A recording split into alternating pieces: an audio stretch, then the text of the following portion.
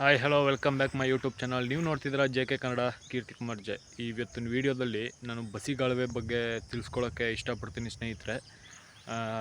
ಇದರಿಂದ ಮತ್ತೊಂದು ವೀಡಿಯೋ ಮಾಡಿದ್ದೆ, ಅದರಲ್ಲಿ ಅದನ್ನು ನೋಡದೇ ಇದ್ದರೆ ದಯವಿಟ್ಟು ಹೋಗಿ ನೋಡಿ. ಈ ಈ ಈ ವಿಡಿಯೋದಲ್ಲಿ ಬಸಿಗಾಲುವೆಯಿಂದ ಏನೆಲ್ಲ ಉಪಯೋಗಗಳು, ಅದರಿಂದ ಏನೆಲ್ಲ ಆಗುತ್ತೆ, ಅದರಿಂದ ಇಳುವರಿ ಎಲ್ಲ ಯಾವ ರೀತಿ ಹೆಚ್ಚಾಗುತ್ತೆ ಅನ್ನೋದ್ರ ಬಗ್ಗೆ ಒಂದು ಈ ವಿಡಿಯೋದಲ್ಲಿ ತಿಳಿಸ್ಕೊಡ್ತೀನಿ. ದಯವಿಟ್ಟು ಸಬ್ಸ್ಕ್ರೈಬ್ ಮಾಡ್ಕೊಂಡು ಈ ವಿಡಿಯೋನ ನೋಡಿ, ಪೂರ್ತಿ ಸ್ಕಿಪ್ ಮಾಡ್ದಂಗೆ ಈ ವಿಡಿಯೋ ನೋಡಬೇಕು ಅಂತ ಕೇಳ್ಕೊತಿದ್ದೀನಿ. ಬನ್ನಿ. ನೋಡ್ತಾ ಇದ್ದೀರಾ ಸ್ನೇಹಿತರೆ, ಇಲ್ಲಿ ಬಸಿಗಾಲುವೆ ಮಾಡಿಲ್ಲ.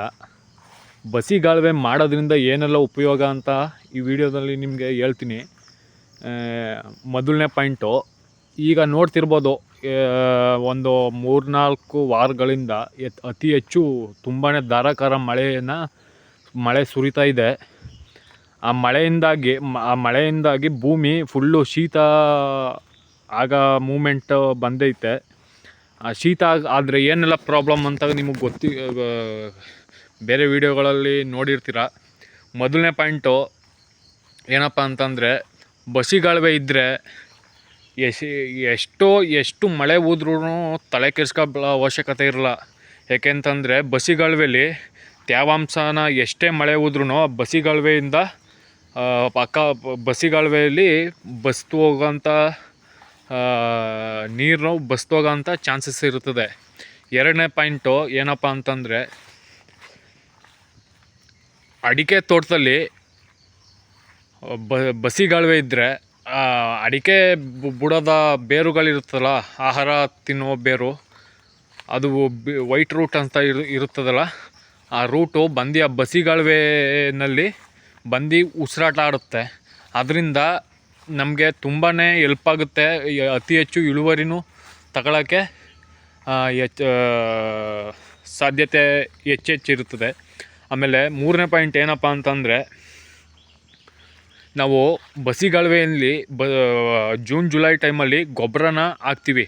ಆ ಬಸಿಗಾಲುವೆ ಇದ್ದರೆ ಆ ಬಸಿಗಾಲುವೆಗೆ ಗೊಬ್ಬರ ಹಾಕೋದ್ರಿಂದ ಡೈರೆಕ್ಟಾಗಿ ರೂಟ್ಗಳಿಗೆ ಗೊಬ್ಬರ ನೇರವಾಗಿ ಹೋಗುತ್ತೆ. ಅಂದರೆ ಕೆಲವು ರೈತರುಗಳು ಬುಡಕ್ಕೆ ಹಾಕ್ತಾರೆ. ಬುಡಕ್ಕೆ ಹಾಕ್ಬಾರ್ದು.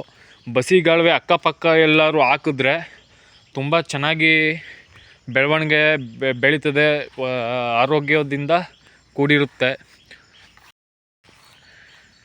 ಇನ್ನೊಂದು ಪಾಯಿಂಟ್ ಏನಪ್ಪ ಅಂತಂದರೆ, ಈ ಬಸಿಗಾಲುವೆ ಇದ್ದರೆ ಮಳೆಗಾಲದಲ್ಲಿ ಈ ಇಡಿಮುಂಡಿಗೆ ರೋಗ ಇರ್ಬೋದು, ಬೇರ್ಕೊಳೆ ರೋಗ ಇರ್ಬೋದು, ಮತ್ತು ಅರಳು ಉದುರುವಿಕೆ ಇರ್ಬೋದು, ಅದೆಲ್ಲ ಆಲ್ಮೋಸ್ಟ್ ಕಡಿಮೆ ಆಗುತ್ತೆ. ಏನಕ್ಕೆ ಅಂತಂದರೆ, ನೀರು ಅತಿ ಹೆಚ್ಚು ಜಾಸ್ತಿ ಆದರೂ ಪ್ರಾಬ್ಲಮ್ ಆಗುತ್ತೆ, ಕಡಿಮೆ ಆದರೂ ಪ್ರಾಬ್ಲಮ್ ಆಗುತ್ತೆ. ಈ ಜಾಸ್ತಿಯಾಗಿ ಶೀತ ಆಗೋದ್ರಿಂದ ಈ ಅರಳು ಅನ್ನೋದು ನಿಂತ್ಕೊಳ್ಳಲ್ಲ. ಅಲ್ಲಿ ಏನಪ್ಪ ಅಂತಂದರೆ ಉದುರು ಹೋಗೋ ಚಾನ್ಸಸ್ ಇರುತ್ತೆ. ಅದರಿಂದ ನೀವು ಏನು ಹೇಳ್ತೀನಿ ಅಂತಂದರೆ, ಅಡಿಕೆ ತೋಟಗಳಲ್ಲಿ ಬಸಿಗಾಲುವೆ ಮಾಡ್ಕೊಳ್ಳೋದ್ರಿಂದ ನಿಮಗೆ ಹೆಚ್ಚು ಉಪಯೋಗ. ಇಲ್ಲಿ ನೋಡ್ತಾ ಇದ್ದೀರಾ, ಇಲ್ಲಿ ಮಳೆ ಊದಿ ಹರಿದಿದೆ, ಇಲ್ಲಿ ಕೊಚ್ಚಿದೆ ಮಣ್ಣನ್ನು ಕೊಚ್ಚೋದ್ರಿಂದ ಮೇಲ್ಮೈ ಪದರಗಳು ಏನಪ್ಪ ಇರುತ್ತೆ, ಏನೋ ಫಲವತ್ತತೆ ಅನ್ನೋ ಮಣ್ಣು ಇರುತ್ತಲ್ಲ, ಅದರಿಂದ ಅದು ಕೊಚ್ಕೊಂಡು ಹೋಗೋ ಸಾಧ್ಯತೆ ಇರುತ್ತೆ. ಅದರಿಂದ ಬಸಿಗಾಲುವೆ ಇದ್ದರೆ ಆ ಚಾನ್ಸಸ್ ಇರೋಲ್ಲ. ಏನಕ್ಕೆ ಅಂತಂದರೆ, ಅದು ಅಲ್ಲೇ ಹಿಡ್ದು ನಿಲ್ಸ್ಕೊತದೆ. ಆಮೇಲೆ ಈ ಅಡಿಕೆ ತೋಟಗಳಲ್ಲಿ ಈ ಉಳು ಬೆಳೆದ್ರೆ ಯಾರು ತಲೆ ಕೆಡ್ಸ್ಕೊಳಕ್ಕೆ ಹೋಗ್ಬಿಡಿ. ಯಾಕೆ ಅಂತಂದರೆ, ಇವಾಗ